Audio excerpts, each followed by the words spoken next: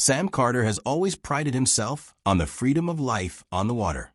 A lifelong boating enthusiast and independent-minded entrepreneur, Sam inherited Carter Marina and Farm from his family, a sprawling property that blends a small working farm with a picturesque dock, private lake, and a well-maintained boat that's been his faithful companion on countless adventures.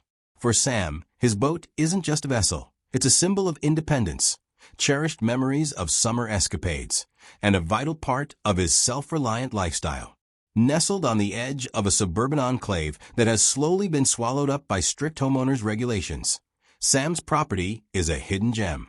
The marina, with its weathered docks and gently bobbing boats, has been in his family for generations, a place where the rhythms of nature and hard work harmonize perfectly. It's where he spends his weekends fishing, sailing, and even hosting impromptu gatherings with friends who appreciate the simple joys of life on the water. But not everyone in the neighborhood shares Sam's laid-back approach. Overseeing the suburban sprawl is Kerren, the self-appointed queen of the local homeowners association, HOA. With her immaculate attire, clipboard always at the ready, and an unyielding commitment to a cookie-cutter aesthetic, Kerren believes that every inch of the community must conform to her strict standards. To her, Sam's marina and his proudly displayed boat are glaring violations of the community's refined image. The conflict ignited on a crisp morning when Sam stepped out onto his dock and found his prized boat missing. Panic and disbelief flooded him. This wasn't a case of a misplaced key or a neighbor borrowing a paddle. His boat, the one that had carried him on countless adventures, had been taken without his permission. Soon after, word spread that Kerren had been seen boarding the vessel earlier that morning, smirking as if it were merely a harmless joyride. Furious and feeling utterly violated, Sam confronted Kerren in person. He found her pacing along a manicured sidewalk near the marina, her expression one of smug entitlement. "Sam," she said coolly, "your boat is a public eyesore. It doesn't conform to our community standards, so it has been temporarily reappropriated for a sanctioned quick ride to demonstrate how our neighborhood values are upheld." Sam's eyes blazed with indignation. "Kerren, that boat isn't yours to take. It's my livelihood, my legacy, and a symbol of my independence. I never gave you permission to commandeer it," he exclaimed, his voice echoing over the still waters. Her reply was icy. "Rules apply to everyone, Sam. You should have known better than to display such blatant nonconformity. Now you'll have to face the consequences." With that, she turned and walked away, leaving Sam fuming as the realization sank in. This wasn't a minor misunderstanding. It was an outright challenge to his rights and the freedom he had fought so hard to preserve. That day, as the sun began to climb over the horizon and paint the water gold, Sam stood at the dock with his heart pounding. He vowed that he would not allow Kerren's petty attempts to impose her vision on his property to go unchallenged. The battle lines were drawn, and Sam was ready to defend his boat and his way of life, no matter what Kerren or the HOA threw at him. The following morning, Sam found another unwelcome surprise: an official notice taped to his farmhouse door. The document, embossed with the HOA's crest and signed by Kerren herself, accused him of violating community standards by displaying an unsightly boat that did not fit the neighborhood's pristine image. The notice demanded that he remove the boat immediately or face a fine of $750. Its tone was stern and legalistic, a clear message that the HOA was mobilizing its full bureaucratic force against him. Sam's pulse quickened as he read the letter. He knew his rights. His boat had been on his property for years, a cherished part of his heritage and a symbol of his independence. With determination, he gathered county regulations and property documents that clearly supported his ownership and the legal right to display his boat.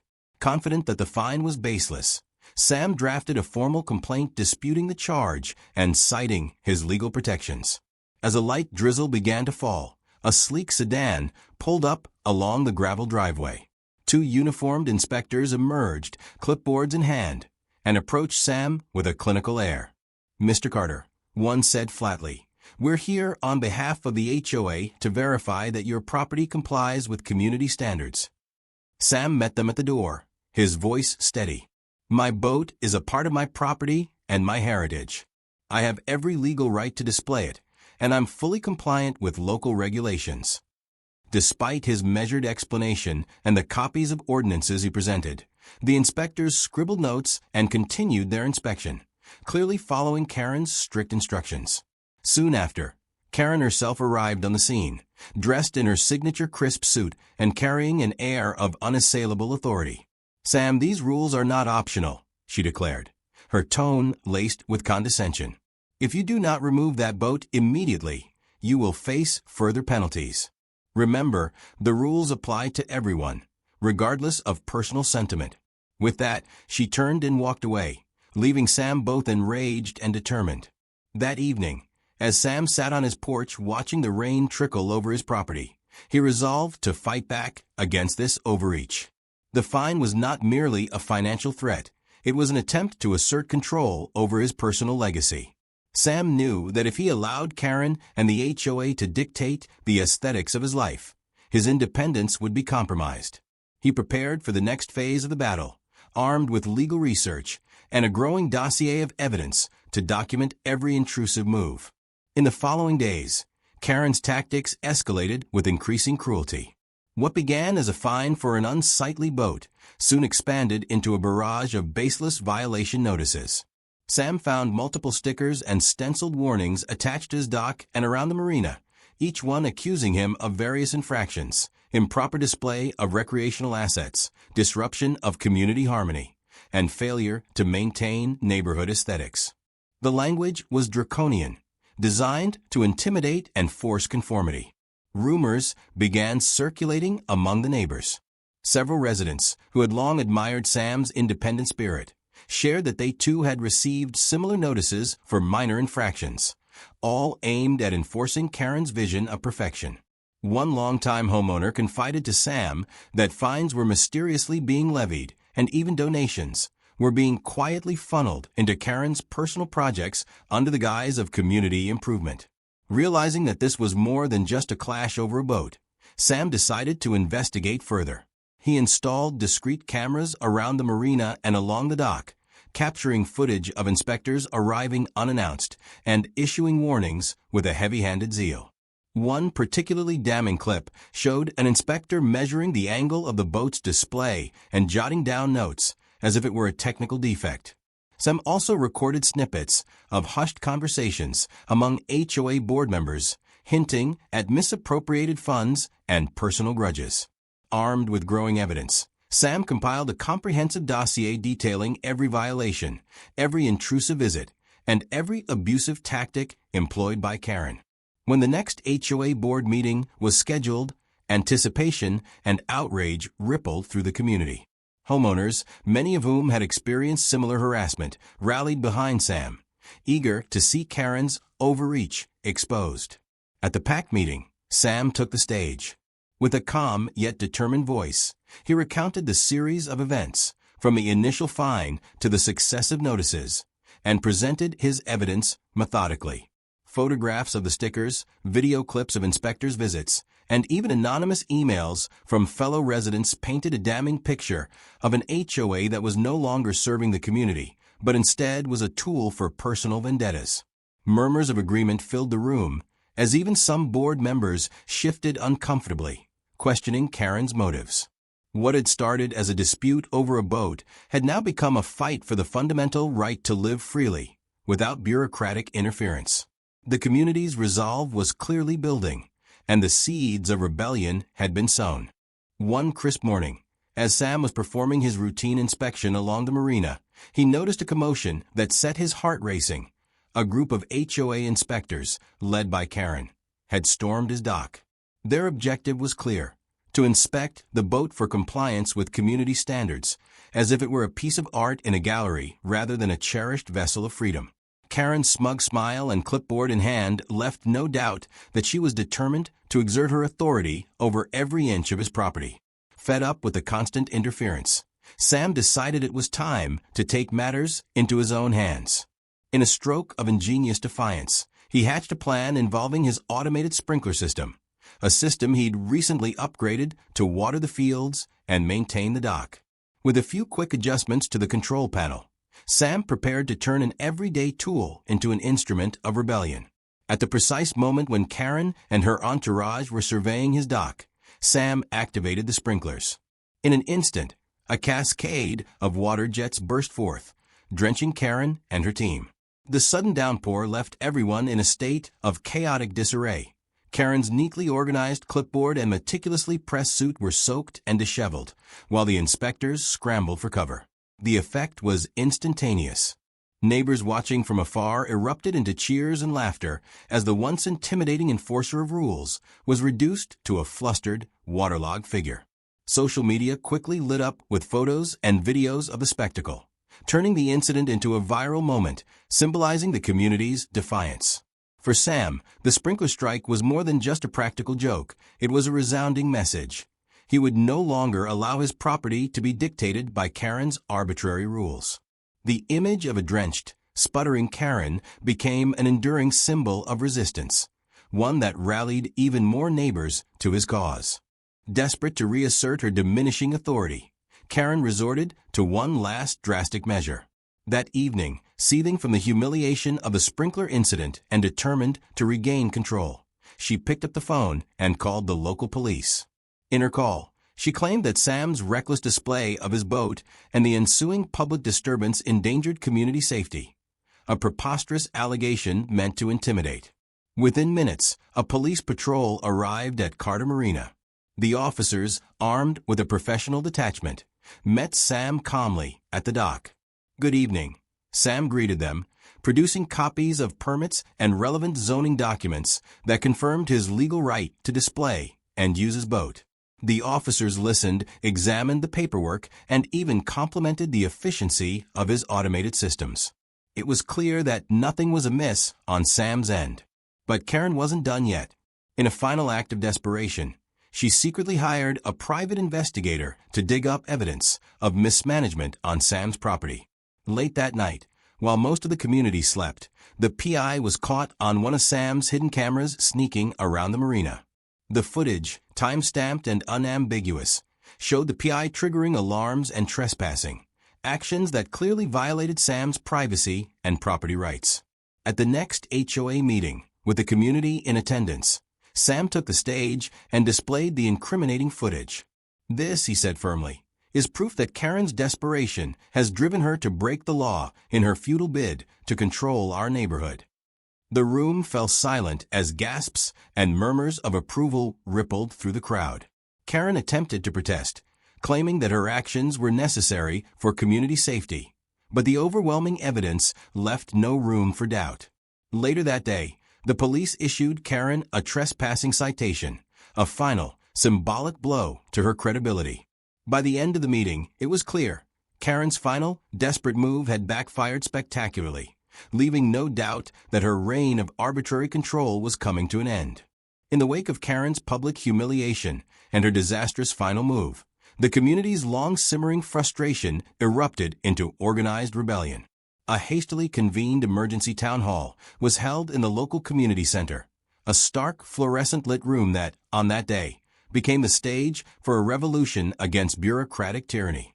Residents, many of whom had suffered under Kerren's arbitrary fines and invasive inspections, gathered with printed copies of Sam's comprehensive dossier, photographs, video recordings, and first-hand testimonies detailing every instance of overreach.